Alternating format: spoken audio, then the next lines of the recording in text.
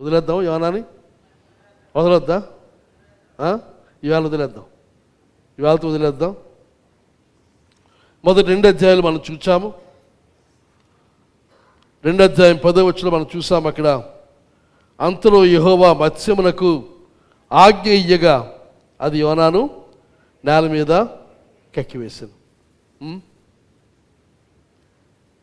ఒక విధంగా చెప్పాలంటే అక్కడితో ఒక కథ అయిపోయింది. అయితే అక్కడితో వదిలేయచ్చు, కానీ మన దేవుడు అలా వదిలేసేవాడు కాదు. నేను పిలిచాను, వెళ్ళమన్నాను, వెళ్ళలేదు, నాకు అవిధేయుడిగా ఉన్నాడు, నన్ను తిరస్కరించాడు. కనుక తనకు తగిన పాఠం దేవుడు చెప్పాడు. బుద్ధి వచ్చింది, మారు మనసు వచ్చింది, ప్రార్థన చేశాడు. దాని ఫలితముగా అతన్ని ప్రాణముతో ఉండనిచ్చి నేల మీద కక్కింపజేశాడు. కక్కేసిన చేప. అక్కడితో ఆగిపోయినా ఈ పుస్తకం అసంపూర్తి కాదు. కానీ తర్వాత ఏం జరిగింది, దేవుని చిత్తము ఏమైంది, నినివే పట్టణాన్ని గురించిన దేవుని యొక్క ఆలోచన, దేవుని యొక్క చిత్తం ఏం జరిగింది, యోనాను దేవుడు ఏం చేశాడు అనే ప్రశ్నలు మనకు జవాబు రాకపోయినా పెద్ద విశేషం కాదు. కానీ ఇక్కడ చూసినట్లయితే దేవుడు నిన్ను ఎన్నడూ విడువను ఎడబాయను అన్నాడు. హెబ్రీ పత్రిక 13వ అధ్యాయం 5వ వచనంలో ఇమ్మానుయేలు, నీకు తోడుగా ఉన్న దేవుడు ఆయన. ఇంకంటాడు యెషయా గ్రంథం 43వ అధ్యాయంలో మనం చూస్తే, యెషయా గ్రంథం 43వ అధ్యాయం 2వ వచనం, నీవు జలములలో బడి దాటినప్పుడు నేను నీకు తోడైందును, నదులలో బడి వెళ్ళినప్పుడు అవి నీ మీద పొర్లి పారవు, నీవు అగ్ని మధ్య నడుచున్నప్పుడు కాలిపోవు, జ్వాలలు నిన్ను కాల్చు. ఈ వచనం నాకు చాలా ఎక్కువ జ్ఞాపకం వస్తుండేది. ఎప్పుడు అని అంటే తినువాడు వెళ్తున్నప్పుడు, ఏరు దాటి తినువాడు వెళ్తూ ఉన్నప్పుడు, తన ఇటుపక్క బూర్జ్ వైపు ఏరు దాటి కండియా వెళ్తూ ఉన్నప్పుడు ఈ మాటలు నాకు తప్పనిసరిగా జ్ఞాపకం వచ్చేవి. ఏది నీవు జలములలో పడి దాటినప్పుడు నేను నీకు తోడైందును, నదులలో పడి వెళ్ళినప్పుడు అవి నీ మీద పారం. ఆ తర్వాత వచ్చిన సంబంధం లేదు, ఎందుకంటే అగ్ని ఆ పరిస్థితులు లేవు, సంభవించలేదు ఎప్పుడు కూడా దేవుని యొక్క కృప వల్ల. తినువాడు కానీ కండ్యాంకడి వెళ్తున్నప్పుడు ఒక్కోసారి నీరు చీలమండం లోతు ఉండేది, కానీ తిరిగి వచ్చే సమయానికి మమ్మల్ని దాటిపోయేది. ఒక రాత్రి అక్కడ ఉండిపోవలసిన పరిస్థితి, ఫోన్ లేని కాలం అది. కానీ ఇంటికి సమాచారం లేదు, ఏమయ్యామో తెలియదు, మాకు ఫోన్ చేయడానికి అవకాశం లేదు. కనుక మళ్ళీ ఇంకోళ్ళు ఎవరు వచ్చి ఏమైంది కనుక్కునే పరిస్థితి. ఒకసారి అయితే మర్చిపోలేని సంఘటన, తిరువాడు వెళ్ళాము, అయిపోయింది, వచ్చేస్తున్నప్పుడు ఏరు బాగా పెరిగిపోతున్నప్పుడు అయితే అక్కడ కొంతమంది ఉన్నారు, ముఖ్యంగా మర్చిపోలేని మనిషి పెంటనాయుడు.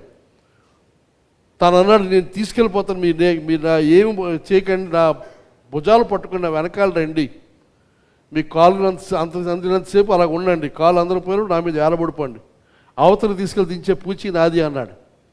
సరే అని బయలుదేరి కొంతసేపటికి నా కాళ్ళు అందరూ మానేశాయి.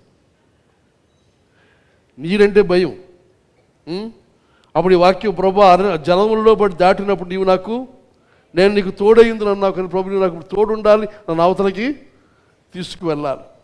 నదులలో పడి వెళ్ళినప్పుడు అవి నీ మీద పొర్లి పారం. ఇక్కడ యోనా జీవితంలో చూసినప్పుడు నదులు సముద్రంలోనికి వెళ్ళిపోయాడు. అయితే చేప మింగింది దేవుని యొక్క మహాకృప చేత. అతను కలిగిన మార్పును దేవుడు పశ్చాత్తాపంతో చేసిన ప్రార్థన, పోయిన వారం ఆ ప్రార్థనకు చెప్పుకున్నాం. పశ్చాత్తాపంతో చేసిన ప్రార్థన మాత్రమే కాకుండా విశ్వాసంతో చేశాడు. ఆ సముద్రపు అడుగు భాగం అంటాడు, నీ మందిరంలో నేను వస్తాను, నేను చూస్తానని. మరియమ్మ సాక్ష్యం అలాగే ఉంది కదా, అది చూడాలి. గుండె నొప్పి, బాధ అనిపిస్తుంది, చనిపోతానేమో అనిపిస్తుంది, కానీ అది చూపించావు కానీ నేను చూడాలి. ఇక ఈ యోనా కూడా చూసినట్లయితే తను బయటికి రావడానికి ఏ రకమైన మార్గము లేని ఆ పరిస్థితుల్లో అక్కడ దేవుని మందిరాన్ని గురించిన ఆశ, తర్వాత ప్రార్థన పోయిన వారు చెప్పుకున్నాం. అంతయు వాక్యాన్ని తీసుకొని చేసిన ప్రార్థన చాలా శ్రేష్టమైన ప్రార్థన మనం చూస్తాం. కనుక ఈ పరిస్థితులన్నింటిలో దేవుడు తీసుకుని వెళ్ళాడు. దేవుడు 3వ అధ్యాయం మనం చూస్తాం. యెహోవా వాక్కు రెండవ మారు యోనాకు ప్రత్యక్షమై సెలవిచ్చినది ఏమనగా, రెండవసారి మరలా తిరిగి దేవుని యొక్క మాట వస్తుంది యోనాకి. దేవుడు మరలా మాట్లాడుతున్నాడు. మనమైనట్లయితే మాట్లాడం, వదిలేసాం. ఇంకోటి 3 మంది ఉన్నారు కదా దేవునికి. యోనా ఒక్కడే లేడు. ఇంకెంత కావాలంటే ఎవరైనా ఎంతమంది అయినా ఆయన కలిగి ఉన్నవాడు. ఆయనకు ఆప్షన్స్ లేక మన మీదే ఆయన ఆధారపడడం లేదు. చాలాసార్లు మనం అనుకుంటాం, నేను లేకపోతే, నువ్వు లేకపోతే నీలాంటి వారు కోకొల్లలు ఉన్నారు. ఏలి అంటాడు కదా, నేను ఒక్కడనే, నువ్వు కాదు, ఇంకా నాకు బయలుకు మోకాలు ఉంచిన వారు 1000 మంది ఉన్నారు. ఎంతమా 7,000 మంది ఉన్నారు. నువ్వు ఒక్కడో అనుకుంటావు, ఒక్కడో కాదు, 7,000 మంది నాకు అనగా 1:7,000. మనం వద్దంటుకుని మనం కాదనుకుంటే మనం బదులుగా ఇంతమంది ఉన్నప్పటికీ దేవుని కృప. అదే మనకు అవకాశం ఉంటే, మనకు ఆ చాయిస్ ఉంటే ఏం చేస్తాం? ఈ ఒక్కదాన్ని పోతరగానే తండేస్తాం. నీవే ఉన్నావేంటి? నాకు 7,000 మంది ఉన్నారు. కానీ దేవుడు అలాంటి వాడు కాదు. దేవునికి స్తోత్రం. అలాగూ ఆయన ప్రవర్తించి ఉంటే ఈరోజు మనం ఎవరు ఇక్కడ ఉండేవారం కాదు. ఎందుకు? మనందరూ కూడా మన జీవితాల్లో ఏదో సమయంలో ఎక్కడో దగ్గర అవిధేయత చూపిన వారం, దేవునికి దూరమైన వారం, దేవుడు చెప్పిన దాన్ని చెప్పినట్టు కాకుండా దాన్ని వ్యతిరేకంగా చేసిన వారం, ఇటీవల అటు పెరిగెత్తిన వారం, మనమందరం కూడా దారి తప్పిన వారమే. కానీ దేవుడు మరలా మరలా మరలా మరలా మనతో మాట్లాడుతూ ఉన్నాడు. యోనాకి ఇది రెండోసారి. కానీ మన జీవితంలో చూసినట్లయితే ప్రతిరోజు కూడా దేవుడు మరొకసారి మనం దర్శిస్తూ ఉన్నాడు, మనం మాట్లాడుతున్నాడు. ఒకవేళ ఈరోజు మనలో కొంతమందికి మరొకసారి దేవుడు మాట్లాడుతూ ఉన్నాడేమో. మనం బ్రతికినంత కాలము మనం విడిచిపెట్టేవాడు కాదు ఆయన. ఇంకో వాక్యం మనం చూస్తాము, అది ఇప్పుడు చూపించిన రెఫరెన్స్ రెడీగా లేదు కానీ నా మనసులో జ్ఞాపకం ఉంది. అదేదనగా గాడ్స్ కాలింగ్ ఈజ్ ఇర్రివోకబుల్. అనగా దేవుని యొక్క పిలుపు, దేవుడిచ్చిన దర్శనం, లేక దేవుడిచ్చిన ఆ బాధ్యత, అది వెనక్కి తీసుకోడు ఆయన. It's irrevocable. పౌలు అంటాడు ఆ మాట. దేవుడు వచ్చి వాళ్ళు చూపిస్తాను వాక్యాన్ని. వెనక్కి తీసుకోడు ఆయన. ఆ పిలుపును, ఆ దర్శనాన్ని, మనకి ఇచ్చిన పనిని వెనక్కి లాక్కోడు. మనం ఆ పని చేయాలని మరలా మరలా మనల్ని ప్రోత్సహిస్తూ ఉంటాడు, మనల్ని బలపరుస్తూ ఉంటాడు. కనుక దేవుడు ఎప్పుడూ చెప్పాడు, మనం చేయలేదు, మానేసాం, ఇంకేదో చెప్తాడు అనుకుంటే అది కాదండి. మనం ఏదైతే మొదట మనం చెప్పాడో దానినే మనం చేయమంటాడు తప్ప, నువ్వు చేయలేదు కదా, నీకు ఇష్టం లేదు కదా, దాన్ని మారుస్తాను అనుకోడు ఆయన. ఇక్కడ చూడేమంటాడు ఇక్కడ, నీవు లేచి నినివే మహాపురమునకు పోయి నేను నీకు తెలియచేయు సమాచారం దానికి ప్రకటన చేయు. మళ్ళీ అదే ప్రభు, అదే కదా తగు. నేను నినివే వెళ్ళను అంటున్నాను, నువ్వు అక్కడికే వెళ్ళమంటున్నావు నన్ను. దేవుడు మార్చుకోడు ఆయన. ఏం చేయాలి ఇప్పుడు? మనం మారాలి. మన జీవితాల్లో దేవుడు చెప్పింది మనకు తెలుసు, చాలామందికి తెలిసినప్పటికీ దూరం పరిగెడుతున్నట్లయితే మనవి చేస్తున్నాను, మరొకసారి దేవుడు అవకాశం ఇస్తాడు. నీవు లేచి నినివే మహాపురమునకు పోయి నేను నీకు తెలియచేయ సమాచారం దానికి ప్రకటన చేయము. ఒక భక్తుడు జార్జ్ మారిసన్ అని అతను అంటాడు, the victorious Christian life is a series of new beginnings. ఒక విజయవంతమైన క్రైస్తవ జీవితం అంటే మరలా మరలా జరిగే నూతన ప్రారంభాలు, మరలా మరలా తిరిగి నూతన ప్రారంభం. అనగా మరొకసారి మళ్ళీ మొదలు పెట్టడం. మరలా నేను యోనాను తెచ్చి యొప్పే దగ్గరే దించేసాను అనుకోవచ్చు. నినివేకి మాత్రం కాదు, ఎందుకని పోయిన చూపించాను, మ్యాప్ చూపించాను. నినివే చుట్టూ ఎక్కడా జలాలు లేవు, సముద్రం లేదు. మనం మామూలుగా ఊహించేదనగా దేవుడు 3 రోజులు ప్రయాణంలో తీసుకుని వెళ్ళి అక్కడ దించేసాడు అనుకుంటాం, కానీ అది కాదు. అంతకుముందు చెప్పాను, అదేదనగా దేవుడు చెప్పిన మాట ఏదనగా, నువ్వు దిగి మళ్ళీ ఎక్కడి నుంచి ఎక్కడికి వెళ్ళాలి, నువ్వు లేచి నినివే మహాపురమునకు పోయి. చెప్పుకున్నాను, నినివే నుంచి యొప్పా నుంచి నినివేకు 885 కిలోమీటర్లు. రోజుకి 32 నుంచి 40 కిలోమీటర్లు ప్రయాణం చేస్తే దాదాపు 4 రోజులు టైం పడుతుంది. 4 రోజులు ప్రయాణం చేసి యోనా ఎక్కడికి వెళ్ళాలి? నినివే వెళ్ళాలి. దేవుడు తన ఇష్టం లేని ఆ ప్రదేశానికి యోనా వెళ్ళవలసిన పరిస్థితి ఏర్పడింది. యోనా గడిచిన అధ్యాయంలో 2వ అధ్యాయం చూసినప్పుడు దేవుని యొక్క క్రమశిక్షణకు లోనై, దేవుని యొక్క డిసిప్లిన్కి లోనై తాను సరి చేసుకున్నాడు తన జీవితాన్ని. దేవుని ఎదుట ఒప్పుకున్నాడు, దేవుని గద్దింపునకు లోబడ్డాడు. లోబడి మరలా తిరిగి దేవుని మందిరాన్ని చూస్తాను, దేవునితో నేను సాంగత్యముల ముందు కొనసాగుతాను అని చెప్పిన ఆ మాటలను బట్టి దేవుడు తనను దండించగా, శిక్షించగా, శిక్షణకు లోనైన వాడై దేవుని చిత్తానికి తను అప్పగించుకున్నాడు. అప్పగించుకున్న తరువాత మళ్ళీ దేవుడు మరొకసారి తనతో మాట్లాడుతూ ఉన్నాడు. మరొకసారి ఆయన వాక్కు తన దగ్గరికి వచ్చింది. దేవునికి సంగమా, దేవుడు మనతో నిత్యము మాట్లాడుతూనే ఉన్నాడు. మనం పాడతాం ఒక పాట, మాట్లాడే దైవము నీవు, మాట్లాడని రాయో లేక చెట్టో నీవు కాదు, నువ్వు మాట్లాడే దైవం. కనుక ఆయన స్వభావమే, లక్షణమే మాట్లాడే స్థితి అయినట్లయితే మనం ఎంతమంది వింటూ ఉన్నాం, మనకి ఎంతమందికి వినబడుతుంది? మనకు వినబడడం లేదంటే ఆయన మాట్లాడడం మానేశాడని కాదు.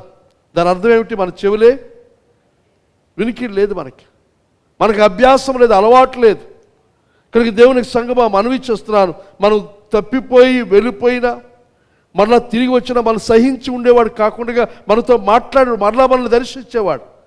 కనుక ప్రతి ఒక్కరితో మరలా మరలా మరలా దేవుడు మాట్లాడుతూనే ఉన్నాడు. ఆయన మాట్లాడే విధానం ఆలోచన చేస్తే ఆయన వాక్యము ద్వారా మనతో మాట్లాడతాడు. బైబిల్ మనం చదువుతూ ఉంటాడుగా, వాక్యాన్ని మనం చదువుతుండగా ప్రతిరోజు క్రమం తప్పకుండా చదువుతూ ఉంటే జరిగేది ఏదనగా ఆ వాక్యం, రోజు చదువుతున్న వాక్యంలో నుండి దేవుడు మనం హెచ్చరిస్తాడు, వాళ్ళు దర్శిస్తాడు. అనుభవం ఉందా? చదవండి. చదువుతూ ఉంటే ఆ వాక్యం మీకు తెలియకుండా అకస్మాత్తుగా కొన్ని మాటలు, కొన్ని వచనాలు పైకి వస్తాయి. మనలో విశ్వాసాన్ని కలుగు చేస్తాయి, మనలో బలాన్ని కలుగు చేస్తాయి. అలాగే ఈ యొక్క దేవుని స్వరం వినగలడం అనేది దేవునితో ఉన్న సంబంధానికి సూచనగా ఉంటుంది. దేవుడు మనతో మాట్లాడే విధానం మనకు ఇంకా చెప్పాలంటే మనకు అర్థమయ్యే రీతిలోనే మాట్లాడతాడు ఆయన. మనకు అర్థం కాని భాషలో ఆయన మాట్లాడు.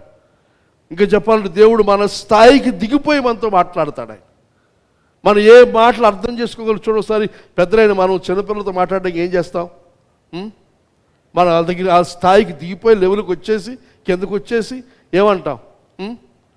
వాళ్ళు మాట్లాడేట మనం ముద్దు మాటలు, మనకు భాష రాక, మాటలు రాక ఎందుకు మాట్లాడతాం? ఆ పిల్లకు లేకపోతే పాపకు, ఆ అబ్బాయికి మన ఉద్దేశం వాడికి అర్థం కావాలని చెప్పి వారి స్థాయిలోనికి దిగి మనం మాట్లాడతాం. అంతకంటే గొప్ప దేవుడు మన దేవుడు, మనకంటే ఇంకా అధికమైన ప్రేమ కలిగిన వాడని మనవి చేస్తూ ఉన్నాను. కనుక దేవునితో సంబంధంలో ఉన్నట్లయితే ఆయన మాట మనకు తెలుస్తుంది, ఆయన స్వరం మనకు వినబడుతుంది, కళల ద్వారా, దర్శనం ద్వారా మాట్లాడతాడు.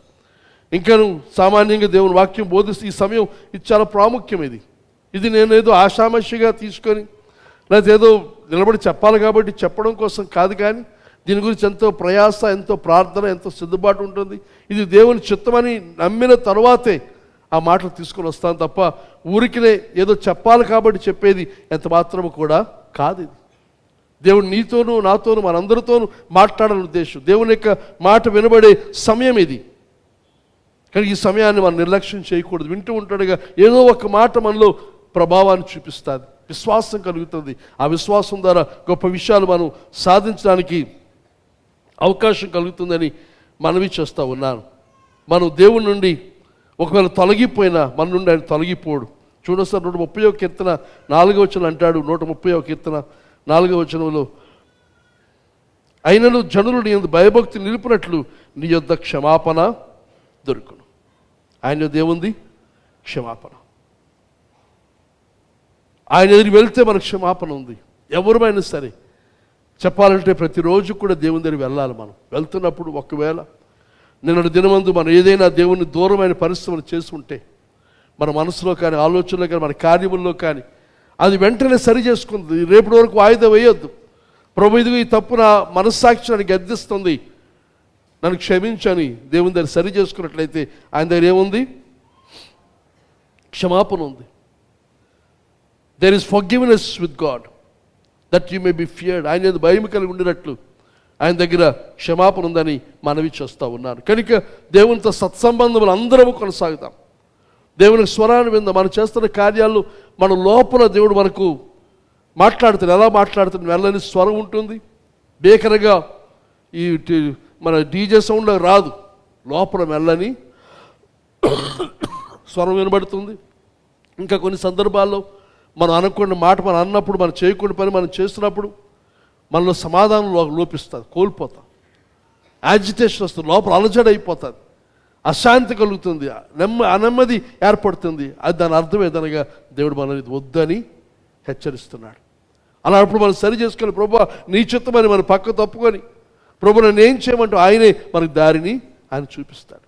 శోధన వస్తుంది, బాధలు వస్తాయి. వాక్యం ఉంది, మనం సహించగలిగిన దానికి అధికమైన శోధన మన మీదకి రానివ్వడు. అదే సమయమందు ఆ శోధన నుంచి బయటపడడానికి కావలసిన మార్గమును దారిని కూడా ఆయనే మనకి చూపిస్తాడు. ఇంత గొప్ప సహాయము నడిపింపు మనకు ఉన్నప్పుడు మనం ఎందుకు అలా పాపం చేయాలి? ఎందుకు దేవుడి నుంచి దూరం అవ్వాలి? ఎంత గొప్ప దేవుడు మన దేవుడు.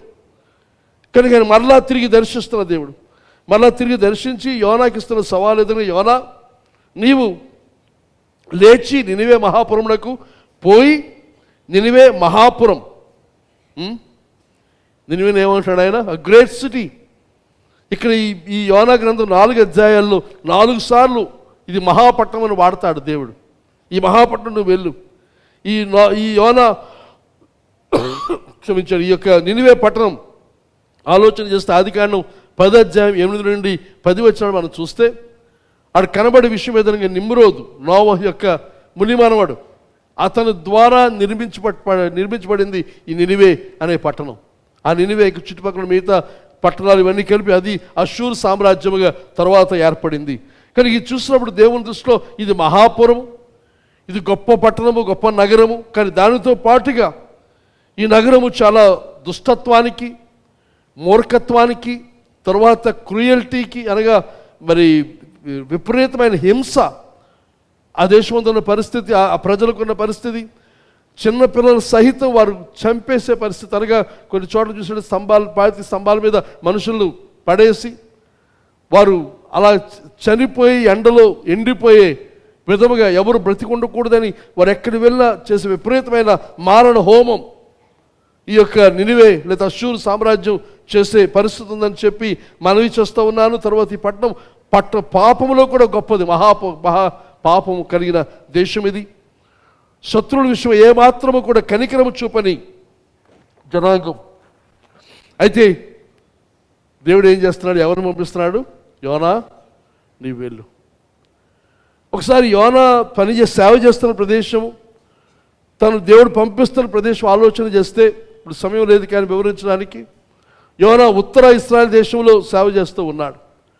వారందరూ కూడా దేవుని నుండి దూరంగా వెళ్ళిపోతున్న పరిస్థితి. అప్పటికి దేవునితో సంబంధం ఉంది కానీ సరైన సంబంధంలో వారు లేరు. యెరోబాము లేకపోతే అతని పూర్వీకుడు మొదటి రాజు, అతను చూసినట్లయితే వారు మరలా వెనక్కి వెళ్ళిపోతారేమో అని చెప్పి ఇశ్రాయేలు జనాంగం ఇంకొక మోడల్ చేసి, ఇంకొక దేవతను దేవుణ్ణి ప్రతిష్ఠించి, విగ్రహాన్ని ప్రతిష్ఠించి, వారెవరూ కూడా మళ్ళీ తిరిగి యూదా రాజ్యంతో సంబంధం లేకుండా ఉండడం కొరకు వేరే మత విధానాన్ని, వేరే యాజకత్వాన్ని ఇవన్నీ కూడా ఏర్పాటు చేశాడు. ఇక ఒక విధంగా చెప్పాలంటే దేవుని యొక్క సొంత ప్రజలు తాను ఏర్పాటు చేసుకున్న 12 గోత్రాల్లో 10 గోత్రములు వారు దారి తప్పి తొలగిపోతున్న నాయకత్వం వారు జీవిస్తూ ఉంటే, అక్కడ ప్రవక్తగా యోనాను అక్కడి నుండి నినివే వెళ్ళమంటున్నాడు. అంటే దేవుని యొక్క ఉద్దేశం, దేవుని యొక్క ఆలోచన తన ప్రజలు మాత్రమే కాకుండా లోకమందున ప్రజలందరూ కూడా తన ప్రజలే. యోనా చెప్పాలంటే ఇదిగో నువ్వు వెళ్ళి, ఇదిగో ఉత్తర దేశంలో ఉన్న రాజు దగ్గరికి వెళ్ళి సమాచారం బోధించు, లేకపోతే వారు సరిచేయంటే వెళ్ళడానికి సిద్ధంగా ఉన్న వ్యక్తి. కానీ నువ్వు దాన్నంతా వదిలేసి దూరముగా ఉన్న ఇంకొక పరదేశానికి వెళ్ళమని దేవుడు చెబుతా ఉన్నాడు. కనుక దేవుని యొక్క ఆలోచనలు, దేవుని యొక్క ప్రణాళికలు మనకు అందవు. తర్వాత ఇంకా యోనాకున్న విశేషం మనం చూస్తే, బైబిల్ అంతలో చదివినట్లయితే మనకు కనబడే సత్యం ఏదనగా, యోనా ఎక్కడ కూడా ఖచ్చితంగా ఖండితంగా బోధించే బోధకుడు కాదు. మంచిని గురించి నీకు బాగా జరుగుతుంది, నీకు బాగుంటుంది అన్నీ అలా చెప్పంటే బాగా బ్రహ్మాండంగా చెప్తాడు. అది నెరవేరిపోతే ఇంకా చెప్పావు, చూసావా నేను చెప్పాను జరిగింది అని కాళ్ళ ఎగరేస్తాడు. కానీ నువ్వు తప్పు చేస్తున్నావు, నువ్వు పాపం చేస్తున్నావు, ఇది కాదు అని చెప్పే మనసు తనకు లేదు. మరి మనసు లేదంటే మరి ధైర్యం ఎక్కడి నుంచి వస్తుంది? అసలు ఉద్దేశం లేదు తనకి. ఏదైనా ఎలాగైనా సరే మనుషులు మెప్పించాలి. ఇప్పుడు దేవుడు అంటున్నాడు, నువ్వు వెళ్ళు, నినివే వెళ్ళి నువ్వు చెప్పవలసిన పని ఎదురుగా మీకు దుర్గతి కలుగుతుంది. మీ యొక్క దుష్టత్వం ఆకాశానికి అంటింది, దేవుని సన్నిధికి వెళ్ళింది కనుక నీ వెళ్ళి ఆ పట్టణానికి హాని కలుగుతుందని నీవు చెప్పు. దేవుడు యోనాను ఒక దుష్టమైన పట్టణానికి పంపిస్తూ ఉన్నాడు. మనల్ని కూడా అలాగే ఈ లోకమందు దుష్ట లోకం, వారి మధ్య మన కుటుంబాల్లో మన బంధువుల్లో క్రైస్తవుల మధ్య సేవ చేయడం చాలా సులువు. చాలామంది దాన్ని ఎంచుకుంటారు, మంచిదే. అక్కడ కూడా అందరిని మెప్పించుకొని అందరిని పొగుడుకొని మరి అందరికీ అనుకూలంగా ఉంటూ అలాగే ఆహ్వానం మీద ఆహ్వానాలు వృద్ధి చేసుకునే పరిస్థితులు జీవిస్తుంటారు. కానీ తప్పు, చెడు, అవినీతి, అక్రమం కనబడినప్పుడు దాన్ని ఖండించని పరిస్థితులు మనం చూస్తూ ఉన్నాం. కానీ ఇక్కడ దేవుడు యోనాను నువ్వు వెళ్ళు ఆ పట్టణానికి, ఒక దుష్టమైన పట్టణానికి దేవుడు పంపిస్తూ ఉన్నాడు. ఈ మధ్యకాలంలో వార్తల్లో మనం ఎక్కువగా చూసింది అమెరికా దేశంలో జరిగిన కాలిఫోర్నియా కార్చిచ్చు. దానికి ముందు తర్వాత వచ్చే వీడియోలు తర్వాత చూసాం మనం. ఆ కార్చిచ్చు ముందు వచ్చిన వీడియోలు చూసినప్పుడు మరి మగవారు ఎవరైనా చేస్తారో లేదో నాకు తెలియదు, కానీ నేను ఇద్దరు ఆడపిల్లని చూస్తాను. మరి ఇద్దరు ఒకటో లేకపోతే ఇద్దరు వేరు నాకు తెలియదు, కానీ ఒక ఆమె నేను చూసిన వీడియోలో ఆమె కాలిఫోర్నియా వీధుల్లో స్పీకర్ బాక్స్ పెట్టుకొని మైక్ తీసుకొని ప్రకటిస్తుంది, కాలిఫోర్నియా ప్రజలారా అని, దేవుని యొక్క ఉగ్రత, దేవుని యొక్క కోపం మీ మీద ఉంది, దిగి వస్తుంది, జాగ్రత్త, ఆయన ప్రేమను అంగీకరించండి, ఆయన మారుమనసు పొందండి అని క్రీస్తుకు వచ్చిన సువార్త అదే ప్రదేశమందు దగ్గరగా మైక్ పెట్టుకొని కేకలేస్తూ చెబుతా ఉంది. అది జరిగిన కొన్ని రోజులకి ఆ విపత్తు సంభవించింది. ఇంకొక వీడియో నేను చూసింది ఏదనగా విమానంలో ఒక ప్యాసింజర్గా ఉన్న ఒక ఆమె, అందరూ విమానం ఎక్కుతున్నారు, సీట్లో కూర్చుంటున్నారు. ఈ అమ్మాయి నిలబడి యేసు ప్రభు గురించి, మనుషులకు దుష్టత్వాన్ని గురించి మాట్లాడుతుంటే ఎయిర్ హోస్టెస్ వచ్చి ఆమెను ఆపుతా ఉంది. ఆపరేసరి పక్క తిప్పేసి తను చెప్పాలనుకున్న మాటలు బహిరంగంగా గట్టిగా చెబుతా ఉంది. మనలో ఎంతమంది అలాగూ ధైర్యముగా చెప్పగలం, ఇది మంచిది కాదు, ఇది చెడు, ఇది పాపం, దేవుడి యొక్క కోపం మీ మీద ఉంది, కానీ మీరు మారు మనసు పొందండి, మీరు పశ్చాత్తాపడండి, సరైనది కాదు మీ జీవన విధానం అని చేయవలసిన కార్యం ఇక్కడ యోనా చూసినది. ఆ బాధ్యత దేవుడు అప్పగించి మనకి కూడా బాధ్యత దేవుడు అప్పగిస్తూ ఉంటాడు. కాబట్టి యోనా లేచి యెహోవా సెలవిచ్చిన ఆజ్ఞ ప్రకారము, చూడండి ఎంత బుద్ధిగా ఉన్నాడు, ఆజ్ఞ ప్రకారము నినివే పట్టణమునకు పోయాను. నినివే పట్టణము దేవుని దృష్టికి గొప్పదై 3 దినముల ప్రయాణం అంతా పరిమాణము గల పట్టణం. ఆ పట్టణం అంతా తిరగాలంటే 3 రోజులు తిరగాలి. కాలు నడకను కదా మనకు. ఆ రోజులు ఇప్పుడు ఈ ట్రామ్స్, ట్రైన్లు, లోకల్ ట్రైన్లు మనకు లేవు. యోనా ఆ పట్టణంలో 1 దిన ప్రయాణం అంత దూరం సంచరించుచు 40 దినములకు నినివే పట్టణము నాశనమగునని ప్రకటన చేయగా, యోనా ఆ పట్టణంలో 1 దిన ప్రయాణం అంత దూరం సంచరించుచు, ఒక్కరోజే చేశాడు పని, ఒక్కరోజే వెళ్ళాడు, ఒకరోజు ప్రయాణం చేశాడు అంతే. దాదాపు 20-30 కిలోమీటర్లు తిరిగి ఉంటాడు అంతే, చాలా తక్కువ ప్రదేశం. తిరిగి తను ఏం ప్రకటించాడు అక్కడ, ఇక 40 దినములకు నినివే పట్టణము నాశనమగునని ప్రకటన చేశాడు. ఇంకో 40 రోజులు నాశనం అయిపోతుంది.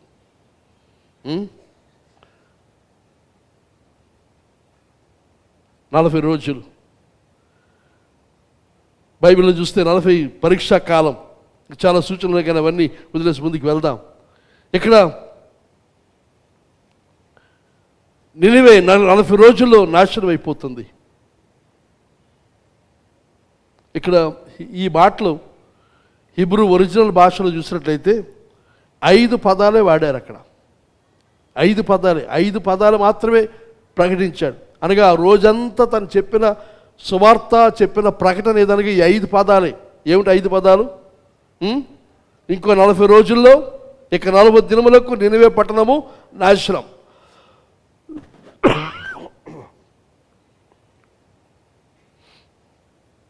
కానీ ఆ చిన్న ప్రసంగానికి, ఆ చిన్న మాటకి జరిగింది ఏది? ఆ సంగతి నినివే పట్టణం వారు దేవుని యందు నినివే పట్టణము నాశనముగా ప్రకటన చేయగా, నినివే పట్టణము వారు దేవుని యందు విశ్వాసముంచి ఉపవాస దినము చాటించి గనులేమి అల్పులేమి అందరూ గోనెపట్ట కట్టుకొని. అందరూ ఈ వ్యత్యాసం లేకుండా, నాకు షుగరు, నాకు బీపీ, నేను తినలేను, నేను తాగలేను, నేను ఉండలేను, ఏమ్మా సుశీలమ్మ, సమస్య లేదు. ఏం చేశారు? ఉపవాసం ఉన్నారు. ఉపవాసం ఉండి గోనె పట్ట కట్టుకొని, మరి పట్టు చీరలు లేవు. ఇప్పుడు ఉపవాస కూటాలు చూస్తే ఈ వీడియోలో చూస్తూ ఉన్నప్పుడు పట్టు చీరలతోనే వీడియోలు, సీరియల్స్ వీడియోలాగే మన యూట్యూబ్లో పాస్టముల వీడియోలు కూడా చూస్తూ ఉన్నాం. ఎక్కడ గోనె పట్ట లేదు. తెల్ల చీరతో మొదలైనవి రంగు చీరలు మారిపోయాయి. ఆ తెల్ల చీర మంచిదని కాదు, ఈ రంగు చీర మంచిదని కాదు, కానీ మొత్తం మార్పు కనబడతా ఉంది. సాహస్యాన్ని చెప్తున్నాను తప్ప దీని మరి నాకు కోర్టు తీసుకెళ్ళకండి.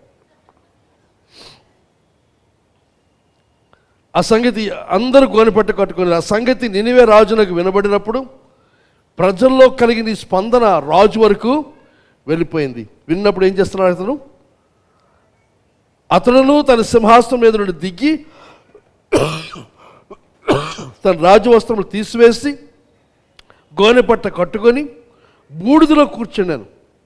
ఎంత పశ్చాత్తాపం, ఎంత మార్పు!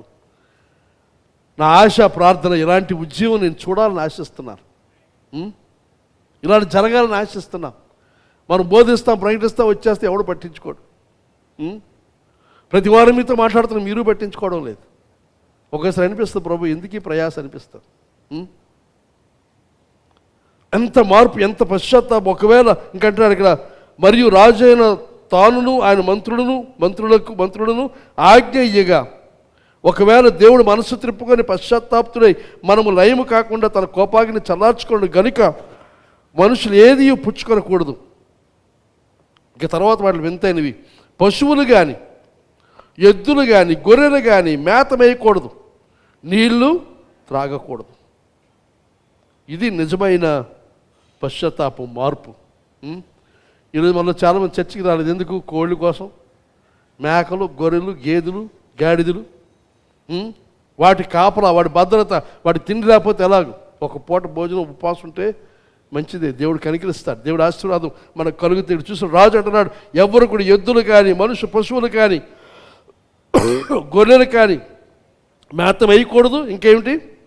నీళ్లు కూడా త్రాగకూడదు. మనుషులందరూ తమ దుర్మార్గములను విడిచి తాము చేయు బలాత్కారమును మానివేయవలను. మనుషులేమి, పశువులేమి సమస్తమును గోనెపట్ట కట్టుకునే వలను. జనులు మనఃపూర్వకముగా దేవుని వేడుకునే వలను అని దూతలు నినివే పట్టణములో చాటించి ప్రకటన చేస్తారు. ఈ నినివే వారు తమ చెడు నడతను మానుకొనగా వారు చేయుచున్న క్రియలను దేవుడు చూచి పశ్చాత్తాప్తుడై వారికి చేదులను తాను మాటిచ్చిన కీడు చేయక మానేను. యోనా ఒక్కరోజే చేస్తాడు, 3 రోజులు చేయలేదు. ఆ ఒక్కరోజు కూడా 5 మాటలే చెప్పాడు హీబ్రూ భాషలో. అది మనం తెలుగులో చూసినప్పుడు ఇంకో 40 రోజులు ఈ పట్టణం నాశనం అయిపోతుంది. కానీ వారికి ఆ మాట వినగానే వారికి అర్థమైన సత్యమేదనగా, యోనా దేవుని యొక్క సేవకుడు, దేవుని చేత పంపబడినవాడు, ఇది దేవుడు మనకు పంపిస్తున్న సందేశం కనుక మనం ఏం చేద్దాం? ముందుగా ప్రజలలో కలిగింది స్పందన. వారందరూ ఉపవాసం ప్రార్థన చేస్తూ ఉంటే, గోల పెడతా ఉంటే అది రాజు వరకు వెళ్ళిపోయింది ఆ వార్త. రాజు వెంటనే తన మంత్రులు తనందరూ కలిసి వారు కూడా ఉపవాసం ఉండి గోనె పట్టు కట్టుకొని ఒక శాస్త్రం, ఒక చట్టం ప్రకటన చేయించిన దూతను పంపి, అనగా మనుషులను పంపి క్షమించండి, చాటింపు వహించారు. మనుషులు, పశువులు కూడా ఉపవాసం ఉండాలి. దుష్టత్వాన్ని మానేయాలి, చెడుతనాన్ని మానేయండి. ఒకవేళ దేవుడు మన కనికరాన్ని చూపిస్తాడేమో అని రాజు ప్రకటన చేయగా వారందరూ ఆ రకంగా దేశంలో ఉన్న అని ఎంతమంది జనాభా 4 జనాలు చూస్తాం, 120,000 మంది.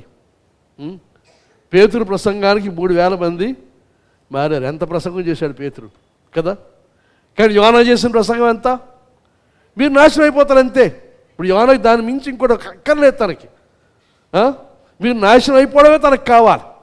కనుక అదే ప్రకటించాడు. కానీ దేవుడు మహాకృపా కనికరం గలవాడు, యోనా వంటి వాడు కాదు. కాబట్టి వారికి మారు మనస్సు, పశ్చాత్తాపంతో వారు ఏడుస్తూ ఉంటే, దుఃఖపడుతూ ఉంటే దేవుడు చేస్తున్న కార్యం ఏదనగా వారందరికీ కూడా వారి ఏళ్ళ తను చేయాలనుకున్న ఆ కీడును చేయకుండా ఆయన మానివేసిన సంగతి మనం చూస్తూ ఉన్నాం. ఒకసారి మత్తయి సువార్త 12వ అధ్యాయం, మత్తయి సువార్త 12వ అధ్యాయం 38 నుంచి మనం చూస్తే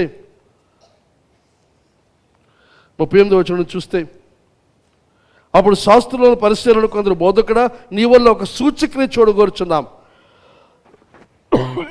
ఆయనతో చెప్పగా ఆయన ఇట్లనెను,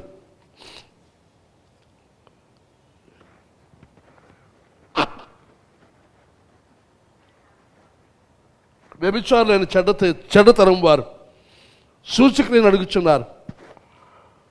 ప్రవక్త యోనాను గురించిన సూచక్రియే కానీ మరి ఏ సూచక్రియను వారికి అనుగ్రహింపడదు. యోనా 3 రాత్రింబగళ్ళు తిమింగలము కడుపులో ఎలా ఉండెనో అలాగూ మనుష్య కుమారుడు 3 రాత్రింబగళ్ళు భూగర్భంలో ఉండెను.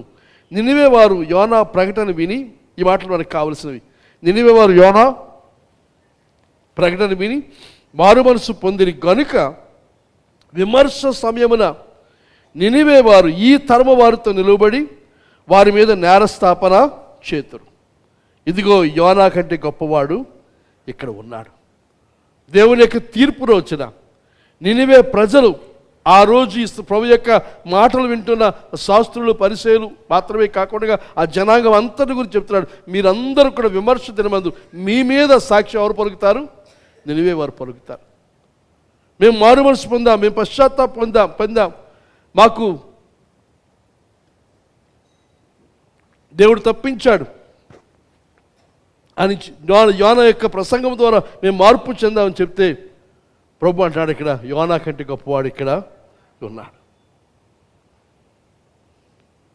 యోనా కంటే గొప్పవాడు.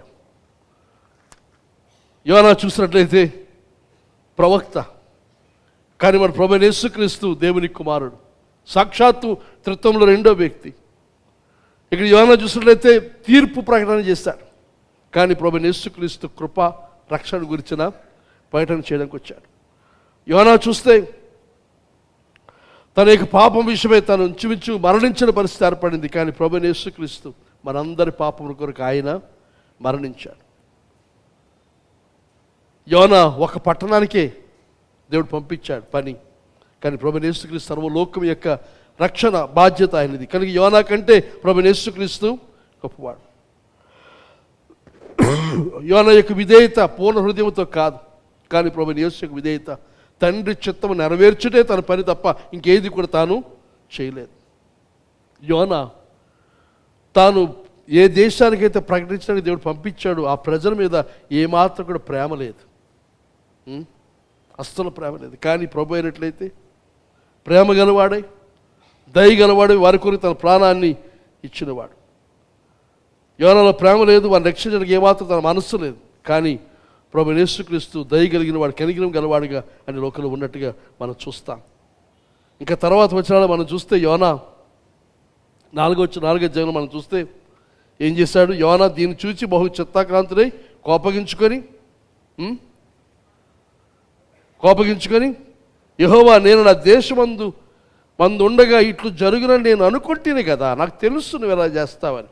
అందువల్లనే నీవు కటాక్షము జాలియును బహుశాంతమును అత్యంత కృపయు గల దేవుడు అయి ఉండి పశ్చాత్తాపడి కీడు చేయక మానుదువని నేను తెలుసుకొని దానికి ముందుగానే తర్షీషునకు పారిపోతాను. ఇప్పుడు తను వెళ్ళిపోవడం గల కారణాలు సరైన టైం దొరికింది అతనికి.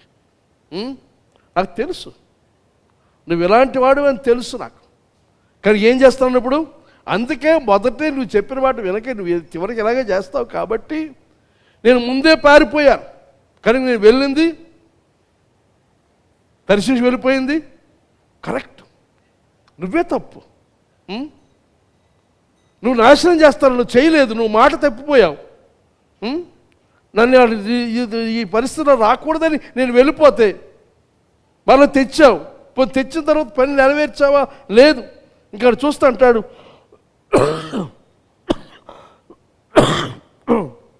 నేను ఇక బ్రతుకుడి కంటే చచ్చుట మేలు. ఎంత నిరాశ వచ్చిందని బాబు. 1,20,000 మంది రక్షణ పొందితే 1,20,000 మంది మారుమనసు పొంది నిజమైన సృష్టికర్తను సేవిస్తూ ఉంటే ఇతనికి ఏమైంది? చావాలని కోరిక పుట్టింది. ఎందుకట? నేను నీకు బ్రతికుడి కంటే చచ్చుట మీరు యెహోవా నీకు బ్రతికనీయక చంపమని యెహోవాకు మనవి చేస్తాను. అందుకు యెహోవా నీవు కోపించడం న్యాయమని అడిగాను. అప్పుడు యోనా పట్టణం నుండి పోయి దాని తూర్పు తట్టున బస చేసి అచ్చట పందిరి ఒకటి వేసుకొని పట్టణంలో ఏమి సంభవించుతుందో చూచుదురని ఆ నీడను కూర్చుని ఉండగా. రెండో చెప్పుకున్న యోనా కంటే ప్రభువైన యేసుక్రీస్తు గొప్పవాడు. ఈ ప్రకటించేశాడు, ఊరు బయటకు వచ్చేసాడు, ఒక చిన్న పందిరి వేసుకున్నాడు, అక్కడి నుంచి కూర్చొని పట్టణం వైపు చూస్తున్నాడు. ఇప్పుడు ఆడలు లాంటి ప్రదేశానికి వెళ్ళిన పైనుంచి కొండ మీద నుంచి వస్తున్న ఊరన్నీ కనబడుతున్నట్టు వాళ్ళ పైన కూర్చొని చూస్తున్నాడేమో. కానీ ఆశిస్తుంది ఏమిటి? సొదొమ గొమొర్రా పట్టణాన్ని నాశనం చేశాడు దేవుడు. అలాంటి అగ్ని కురిపిస్తే వాళ్ళు కాలిపోతూ ఉంటే చెప్పాను కదా అని ఆనందిద్దామని చూశాడు. కానీ మన ప్రభువైన యేసుక్రీస్తు దాని భిన్నముగా ఊరి బయట సిలువ వేయబడ్డాడు. సర్వమానవాళి రక్షణ కొరకే తన ప్రాణాన్ని ఆయన ఇచ్చిన సంగతి దేవుని వాక్యంలో మనందరికి కూడా తెలుసును. ఇక్కడ ఈ సేవకుని యొక్క ప్రవర్తన, ఇతని యొక్క ఆలోచన మనకు ఆశ్చర్యం వేస్తుంది. సంతోషంగా లేడు. ఇది నేను చదువుతుండగా దీని గురించి ఆలోచిస్తుండగా నాకు అనిపించింది, అదే నేనైతే ఏం చేస్తానంటే, ఎలాగో ఉత్తర దేశంలో ఆ యెరోబాము రాజు వారందరూ కూడా సరిగ్గా పట్టించుకోవడం లేదు. దాని బదులుగా యోనా ఈ నినివే పట్టణం దుర్మార్గులైన, దుష్టులైన, దేవునికి దూరస్తులైన, దేవుని ప్రజలకు శత్రువులైన వారిలో స్పందన కనబడి ఒక్కరోజు ప్రసంగానికే ఇంతమంది మారారు. కాబట్టి తనకు మంచి అవకాశం చెప్పాలంటే వాళ్ళని వదిలేసి ఇక్కడే తన ఉంటే 1,20,000 మంది సంఘం ఏర్పడుతుంది. వారందరికీ దేవుని విషయాలు, దేవుని వాక్యాన్ని, దేవుని చిత్తాన్ని ఇప్పుడు ఆసక్తిగా వినేవారికి బోధిస్తే దాని ఫలితము వేరుగా ఉంటుంది. ఆసక్తి లేకుండా ఎప్పుడు అయిపోద్దురా బాబు, ఎప్పుడు ముగిస్తాడా, ఎప్పుడు 12 అయిపోద్దా, ఎప్పుడు చందా పడతారు, ఎప్పుడు బయటికి వెళ్ళిపోదాం అనుకునే వాళ్ళు బోధించడం కంటే ఇంకా చెప్పండి ఏమిటి దేవుని చిత్తం, మేము మారు మనసు పొందుతాం, మేము మా జంతువులు పశువులు అందరము కూడా ఉపవాసం ఉంటామని చెప్పే అలాంటి స్పందనకి నేనైతే అక్కడ ఉండిపోతాను. నేను నినివేలో ఉండిపోతాను, మళ్ళీ వెనక్కి రాను, మన సొంతూరు వెళ్ళను. కానీ యోనా అది చేయలేదు. చేయకుండా దేవుడు కనికరాన్ని ఇంక చెప్పాలంటే దేవుని గురించిన సంపూర్ణ అవగాహన, దేవుని గురించిన అతని థియాలజీలో తప్పు లేదు, దోషం లేదు, దేవుని గురించిన వేదాంతంలో దోషం లేదు. అతను ఎలాంటి వాడో తెలుసు, దేవుడు ఎలాంటి వాడో తెలుసు. కానీ తెలిసినప్పటికీ నాకు బాధ కలిగించేది, అదే విధంగా దేవునికి బాధ కలిగించేది ఏమిటి అంటే, దేవుని యొక్క చిత్తముతో ఇతను ఏకీభవించడం లేదు, దేవుని యొక్క విధానముతో ఇతను ఏకీభవించట్లేదు. మనలో చాలామందికి దేవుని చిత్తం తెలుసు, దేవుని గురించిన విషయాలు తెలుసు, దేవుని యొక్క స్వభావం తెలుసు, దేవునికి ఏది ఇష్టమో, దేవునికి ఏది అయిష్టమో తెలుసు. కానీ మనకు అది ఇష్టం లేదు. ఆ సమస్య ఎంతమందికి ఉంది ఈరోజు? యోనాకు ఉంది ఆ సమస్య. దేవుడు ఇలాంటి వాడని తెలుసు. ఇక్కడ యోనాకు సమస్య, పెద్ద సమస్య ఏమిటంటే, తెలుగు తర్జుమాలో స్పష్టంగా కనబడట్లేదు, కానీ ఇంగ్లీష్ తర్జుమాలో చూస్తే, నేను ప్రకటించాను, నా పరువు పోయింది, నా మాట పోయింది. ఇంకా మన గ్రామాలు అర్థమయ్యే భాష అంటే నేను అంగాం అయిపోయాను, సిగ్గు అయిపోయాను. నేను చెప్పినది జరగలేదు అంటే ఇతను తన ఉద్దేశం ఇతరుగా ఆ ప్రజలందరూ నాశనం అయిపోయినా పర్వాలేదు, కానీ నా మాట జరగాలి, నా పరువు ముఖ్యం, దేవుని పరువు కాదు, దేవుని యొక్క మనస్సు కాదు, దేవుని యొక్క ఆలోచన కాకుండా నా పరువు, నా గొప్పతనం, నా పంతం నెగ్గాలి. ఎంతమంది ఉన్నారండి అలా ఈరోజు? నా పంతం నెగ్గాలి, నేను గెలవాలి, నేను ఓడిపోకుండా తలదించుకోకూడదు. దేవునికి విధానం మనకు తెలుసు, దేవునికి పద్ధతులు మనకు తెలుసు, వాక్యం గురించి అవగాహన ఉంది మనకి, వాక్యంలో విషయాలు మనకు తెలుసు. కానీ మన లోపల ఉన్న మన సొంత ఇష్టానికి అది భిన్నంగా ఉన్న పరిస్థితులు. ఇక్కడ దేవుడు పశ్చాత్తాపం కాకుండా ఆయన రిపెంట్ కాకుండా రిలెంట్ అని చెప్పాలి ఆ మాట అక్కడ. అనగా ఆయన చేయాలనుకున్న కీడు చేయక మానివేశాడంతే. 2 ఆప్షన్స్ ఆయనకు ఉన్నాయి. వారు వినకపోతే, మారు మనసు పొందకపోతే నాశనం తప్పనిసరి. సొదొమ గొమొర్రా పట్టణానికి సంభవించి ఉండేది. కానీ వారు ఎప్పుడైతే మారు మనసు పొందారు, ఆయన ఎదుగు వచ్చి వారికి ఇందాక చూసాం మన కీర్తన 130 కీర్తనలో క్షమాపణ ఉంది. ఏ సమయంలో అయినా సరే దయచేసి దీనిని తీసుకొని, మరి ఏ సమయంలో కాబట్టి చచ్చిపోయే ముందు పశ్చాత్తాపడతారంటే అది కాదని, తప్పు, అది తెలివితేటలు. ఆ తెలివితేటలు ఉపయోగించకండి దేవుని దగ్గర. ఆ సమయం ఒకడు ఎవడేమో. కానీ ఏ సమయం, ఏ స్థితిలో ఉన్నా, ఏ వయసులో ఉన్నా, మనం చేసింది మనకు అర్థమైనప్పుడు, దేవుని యొక్క విషయాలు మనకు తెలిసిన తర్వాత మనం పశ్చాత్తాపడి దేవుని ఎదుకు వస్తే క్షమాపణ ఉంది. దేవుడు హృదయాలు పరీక్షించేవాడు. మన హృదయాలు పరీక్షిస్తాడని. మనం చెప్పే మాటలే కాదు, మన యొక్క మోటివ్స్, మన యొక్క ఉద్దేశం, చేస్తున్న కార్యం ఎందుకు చేస్తున్నాం, హృదయాలు పరీక్షిస్తున్న మాటకి 1 సమూయేలు గ్రంథం 16:7 మన వేద మోటివ్స్, మన యొక్క లక్ష్యాలు ఏమిటి, ఎందుకు చేస్తున్న పని ఎందుకు చేస్తున్నాం, బయటికి చెప్పే కారణాలు బోర్డు ఉండొచ్చు, కానీ ఎందుకు చేస్తున్నది మనకి తెలుసు, దేవునికి తెలుసు. అవి ఆయన తూకం వేస్తాడు. ఈ వేస్ ద మోటివ్స్.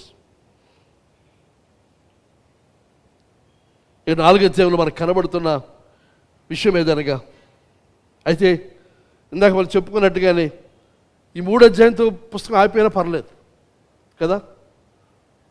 ఒక మంచి నోట్లో ముగిస్తాం. ఏంటి, వారందరూ మారుమనసు పొందేశారు, దేవుడు కీడు చేయలేదు అనుకున్నాడు. కానీ అక్కడితో అయిపోతే బాగుండేది. యోనా గురించి మన తర్వాత తెలిసేది కాదు. కానీ ఆ తర్వాత ఆ రియాక్షన్ గారి స్పందనకి యోనా యొక్క స్పందన బాధాకరం. ఒకసారి ఆలోచించండి. పరలోకమందు గ్రంథాలు విప్పబడతాయి. మనకి కూడా గ్రంథం ఉంటుంది. యోనా పేరు మీద గ్రంథం ఉన్నట్టుగా విక్టర్ అని పేరు మీద గ్రంథం ఉంటుంది. మీ పేరు మీద గ్రంథం ఉంటుంది. మన పుస్తకం ఎన్ని పేజీలు వస్తుందో, ఆ పుస్తకంలో ఏమి రాస్తున్నాడు ఆయన. మలాకి గ్రంథం ఉంటుంది. ఊరికి నేను అంటలేదు ఈ మాట. దేవుడు రాసుకుంటున్నాడు. మన సంభాషణ మన మాటలు రాసుకుంటున్నాడు. ఇవన్నీ జ్ఞాపకార్థ గ్రంథం అనేది ఒకటి ఉంది, డైరీలాగా ఉంది, మెయింటైన్ చేస్తున్నాడు దేవుడు. మన ఒక్కొక్కరి పుస్తకం ఉంది ఆయన దగ్గర.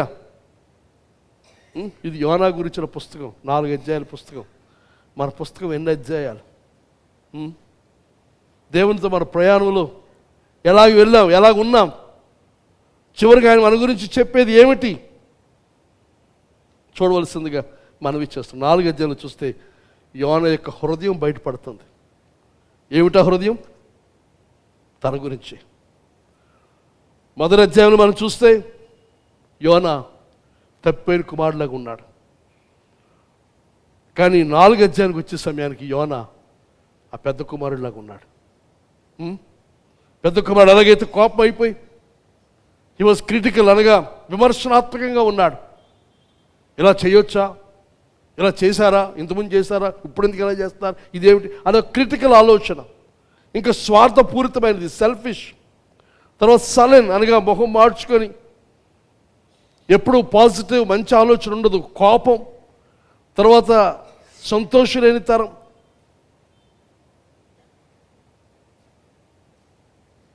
అని ఇంటికి వచ్చే సమయానికి జరుగుతున్న విందుని చూసి ఎంత ఆలోచిస్తున్నాడు పెద్ద కుమారుడు. అంటున్నాడు, వీడి కోసం ఈ విందు చేస్తున్నాడు. ఏం చేశాడు వీడు? వేశ్యలతో డబ్బు వేస్ట్ చేశాడు, ఖర్చు చేశాడు, పాడు చేశాడు. అలాంటి వీడి కోసమా? తండ్రి ఇల్లు కాదని వెళ్ళిపోయినంత నాకు ఇదంతా నాది, నాకు సంబంధించింది, నా దాంట్లో నుంచి వాడు పెడుతున్నాడు ఇప్పుడు అనే స్వార్థం, కోపం. ఆ కోపంతో ఇంట్లోనికి రానంటున్నాడు ఇప్పుడు కదా పెద్ద కుమారుడు. యోనా కూడా అలాగే ఉన్నాడు. ఎఫెసీ పత్రిక 6:6 ఈ మాట చూసి మనం ముందుకు వెళ్దాం. ఎఫెసీ పత్రిక 6:6 ఇంగ్లీష్లో చూసాక తెలుగులో ఏముందో చూడలేదు నేను. ఎఫెసీ 6:6 మనుష్యులను సంతోషపెట్టేవారు చేయనట్లు కంటికి కనబడుటకే కాక క్రీస్తు దాసులమని ఎరిగి దేవుని చిత్తమును మనఃపూర్వకముగా జరిగించచ్చు.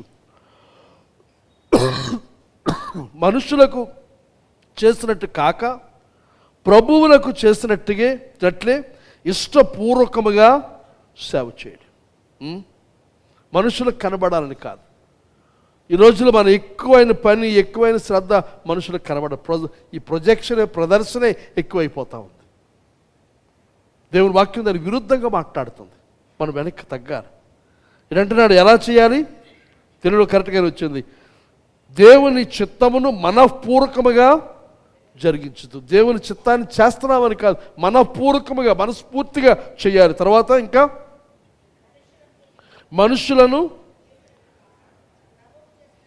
మనుషులకు చేసినట్టు కాక ప్రభువులకు చేసినట్టే ఇష్టపూర్వకముగా. యోనా ఇష్టపూర్వకంగా చేశాడా? చేయలే. మనం ఇష్టపూర్వకంగా చేస్తున్నామా?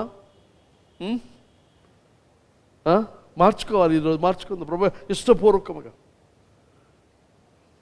పాలకొండ ఈ ప్రజలు దేవుడు మనకి పంపాడు, మనకి ఉంచాడు. కానీ మనం ఏం చేయాలి? ఇష్టపూర్వకంగా చేయాలి. ఇష్టపూర్వకంగా చేస్తున్నప్పుడు దేవుడు వీరిని ఇష్టపడుతున్నాడు, కానీ నేను వారిని ఇష్టపడుతున్నాను. పాలకొండను ప్రజలు మనం ఇష్టపడాలి. నినివేని యోనా ఇష్టపడాలి. ఇష్టపడలేదు యోనా. ఈ పట్టణం నాశనం అయిపోతే నేను చూస్తామని ఆనందిస్తున్నాడు. బయట టెంట్ వేసుకొని కూర్చున్నాడు. చూద్దాం ఎలా జరుగుతుందో, దాన్ని బట్టి నేను ఆనందిస్తాను అనుకున్నాడు.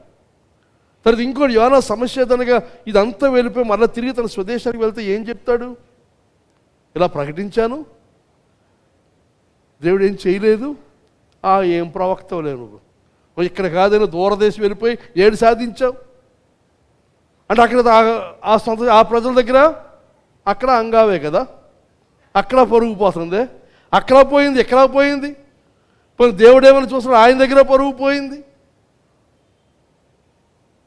ఎంత బాధపడుతున్నాడు అసలు ఆలోచన చేయండి. హృదయాలను పరీక్షించేవాడు ఆయన.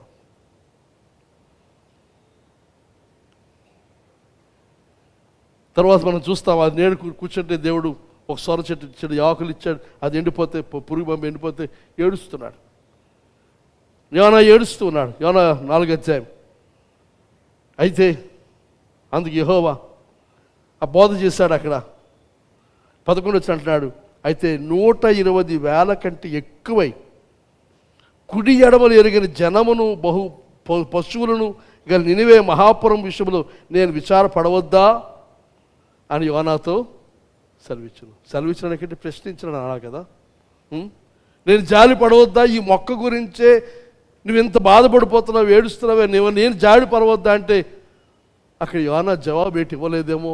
ఇచ్చాడు? ఇవ్వలేదు. ఇస్తే రాస్తాడు కదా బైబిల్. బైబిల్ని చెప్పాలంటే ఇది 2వ పుస్తకం పాత నిబంధనలు, ప్రశ్నతో ముగింపైన పుస్తకం. ఇంకో పుస్తకం నాహూం, అది కూడా నినివేకి సంబంధించిన పుస్తకం. అది కూడా ఇక్కడ ప్రశ్నతో ముగింపైన పుస్తకం. ఇది మన పుస్తకం ఎలా ముగిస్తున్నాడు దేవుడు? ప్రశ్న, లేకపోతే మన విధేయతతో నమ్రతతో ప్రభువా ఇదిగో నా జీవితం పాడతాం. ఆపాదమస్తకం నీకు అంకితం. నిజమేనా? పెదవులతో చేస్తాం, పాడతాం, రాగాలు తీస్తాం, కానీ లోపల మనకి ఎలా ఉంది? ఒక చిన్న పరీక్ష, సింపుల్ టెస్ట్ ఆఫ్ క్యారెక్టర్. ఏమిటో పరీక్ష అంటే, నాకు ఏది సంతోషాన్ని కలుగు చేస్తుంది? What makes me happy? What makes me angry? నాకు దేనికి కోపం వస్తుంది? ఒకసారి ఆలోచించుకుందాం. What makes me want to give up? ఇంక నాకు అక్కడ వద్దు, ఇక చాలు, చచ్చిపోతాను నేను, ఇక చచ్చిపోతానే మంచిది. అవి ఎందుకు వస్తున్నాయి ఆ భావాలు? ఒకసారి ఆలోచించండి. అదే మన పరీక్ష. నాకు ఏది సంతోషాన్ని కలుగు? దేవుని చిత్తాన్ని నెరవేర్చి దేవుని చిత్తం గురించిన ఆయన తీర్పు, ఆయన కీడును ప్రకటిస్తే వారు మారు మనసు పొందితే సంతోషిస్తున్నామా? లేదా ఎవరైనా మారు మనసు పొందితే బాధపడుతున్నామా? ఇక్కడ వారి ఆ ప్రజల యొక్క రక్షణకు దేవుని యొక్క మనస్సు యొక్క వేదన గురించిన పట్టింపు తనకు లేదు. ఎలాగుందనంటే, ప్రభు యొక్క శిష్యులు 3, 12 మందిలో 3 ముఖ్యం. ఆ 3ని పిలిచి, ఇదిగో నేను మరణమగునంతగా మిగతా వారందరూ బయట గెత్సేమనే తోట బయట ఉంచేశాడు. ఆ 3తో చెప్పండి, నేను మరణమగునంతగా వేదన పొందుతున్నాను, అనగా నేను చచ్చిపోతానేమో అన్నట్టుగా నాకు ఉంది. అంత వేదన నాలో ఉంది. మీరు నాతో కలిసి ప్రార్థన చేయండి అంటే ఎంతమంది ప్రార్థన చేశారు? ఒక్కడు కూడా చేయలేదు. ప్రభు యొక్క భారాన్ని ఒక్కడు పంచుకోలేదు. ఈరోజు కూడా మనవి చేస్తున్నాను దేవునికి, మన పట్టణాల గురించి, మన దేశాల గురించి, ప్రపంచాన్ని గురించిన భారం ఉంది. అయితే మనకి ఒకవేళ దేవుడు మనం ఎక్కడి నుంచి వెళ్ళి ఇంకో ప్రదేశం వెళ్ళమంటే మంచిదే, కానీ దానికి ముందుగా మనవి చేస్తున్నాం. మనం ఉన్న ప్రదేశం అందు ఈ పాలకొండ విషయమై, ఈ చుట్టుపక్కల గ్రామాల విషయమైన దేవుని యొక్క భారము, దేవుని యొక్క మనస్సు, దేవుడు మనకి ఏర్పాటు చేసిన ఉద్దేశం ఏమిటి? ఈ పాటనంతటి కూడా రక్షించాలని. పాపముతో నిండిన ప్రదేశం, దుష్టత్వం బహుఘోరమైన ఈ ప్రదేశంలో మనల్ని వెలుగు దీపాలుగా, కొండ మీద కట్టబడిన పట్టణాలుగా మనం వెలిగించాడు ప్రభు, నిలబెట్టాడు. ఆయన ఉద్దేశం మనం ప్రకటించాలి, చెప్పాలి, ప్రభుని గురించి సాక్ష్యం ఇవ్వాలి. స్పందన కనబడినప్పుడు వారికి ఉండి శిష్యులుగా చేస్తూ ఆయన వారికి ఏ సంగతులు ఆజ్ఞాపించడో అవన్నీ చేయనట్లుగా వారు సిద్ధపరచవలసిన పని ఉంది. యోనాకు అంత మిషన్, అంత పని, అంత అవకాశం ఉంటే దేవుని మీద సనుక్కుంటూ ఉండిపోయి తను చూసిందల్లా తన సుఖమే. తన నీడ తక్కువయ్యేసరికి ఇప్పుడు కొన్ని సంఘాలు ఇప్పుడు ఏసీ తక్కువైతే కోపం వస్తుంది కొంతమందికి, ఏసీ ఎక్కువైతే కోపం, ఏసీ తక్కువైతే కోపం, ఫ్యాన్ స్పీడ్గా తిరిగినా కోపం, ఫ్యాను ఆగిపోయినా కోపం. చిన్న చిన్న వాటికి దేవుని మీద కోపం. ఆ చెట్టు అంటే ఇప్పుడు నువ్వు చేసింది ఏమీ లేదు, అది మొలిచింది, పెద్దదైంది, నీకు నీడిచ్చింది, మళ్ళీ మరుసటి రోజు లేదన్నదానికి నీ సుఖం ఎప్పుడైతే అసౌకర్యం కలిగిందో, అసౌకర్యాన్ని ఇష్టపడిన మనుషులు, స్వార్థం, నా పేరు, నా గొప్పతనం, ఇంత చేస్తాం కానివ్వండి ఎవరు ఏం గుర్తించరండి. గుర్తింపు ఎవరికి కావాలి? ఎందుకు కావాలి? ఆ గుర్తింపు దేవుని నుండే మనకు కావాలి, మనుషుల నుండి కాదు. మనుషుల నుండి గుర్తింపు కోసం మనం చూసినట్లయితే ఈరోజు పాస్టర్లు ఇంతంత పాటలు పాడడం లేదు. ప్రతి పాస్టర్ పేరు ముందు రెవరెండ్ కాదు, రైట్ రెవరెండ్ ముందు ఇంకో రైట్ ఉంటుంది. రైట్ రెవరెండ్, అపోస్తలు, డాక్టర్, బిషప్, మరి ఏమేమి ఉన్నాయి అవన్నీ తగిలించేసుకొని ఆ తర్వాత కూడా మళ్ళీ ఇంకా ఇటు తగిలించేసుకొని A to Z డిగ్రీలు పెట్టేసుకొని దేనికి అవన్నీ? చదివినవా, సాధించిన వాటి లేదు. ప్రజల దృష్టి అబ్బా మా భాస్కర్ ఇంత గొప్ప. నేను మర్చిపోలేను, నేను మాస్టర్స్ గ్రాడ్యుయేషన్కి ఇంగ్లాండ్ వెళ్ళినప్పుడు, గ్రాడ్యుయేషన్ అప్పుడు ఈ గౌన్స్ వేసుకోవాలి. అది వేసుకొని నేను వెళ్తూ ఉంటే అప్పుడు రేబూత్ ఆ గ్రాడ్యుయేషన్కి వచ్చారు ఆయన. ఆ రోజు ఆయనలో కలిగిన భావం, ఆలోచన ఏదనగా విక్టర్ని ఇలా పాలకుండా చూస్తే బాగుండు, నేను ఇలా ఈ డ్రెస్తో ఈ టోపీతో అక్కడ ఉంటే బాగుండు కదా. ఇలాగ ఆలోచన ఇప్పుడు కలగలేదు, ఆయనకు వచ్చింది ఆలోచన, అది ఉంటే బాగుండు, అలా వెళ్తే బాగుండు, అలా చూడాలని ఆశ ఉంది నాకు అన్నాడు ఆయన. చేయలేదు. అవి కాదని మనకు కావాల్సింది దేవుని చిత్తం, దేవుని యొక్క మనస్సు, దేవుని యొక్క ఆలోచన. ప్రభువా నీ హృదయ భారం, ఆ పాటలే ఉంటుంది, నీ హృదయ భారం నాకు ఇవ్వు. యోనాకి అది లేదు. మనలో ఎంతమందికి ఉంది లేదు వస్తారు ఆలోచన చేసుకుంది. ప్రభువా నీ హృదయ భారం, నీ చిత్తం, నీ ఆలోచన, నా పంతం, నా ఉద్దేశం కాదు. ఇక్కడ గ్రంథము ప్రశ్నతో ముగింపు అవుతుంది. ఈరోజు నా ప్రసంగం కూడా ప్రశ్నతో ముగిస్తూ ఉన్నాను. దేవునికి మనం ఏం జవాబిస్తాం?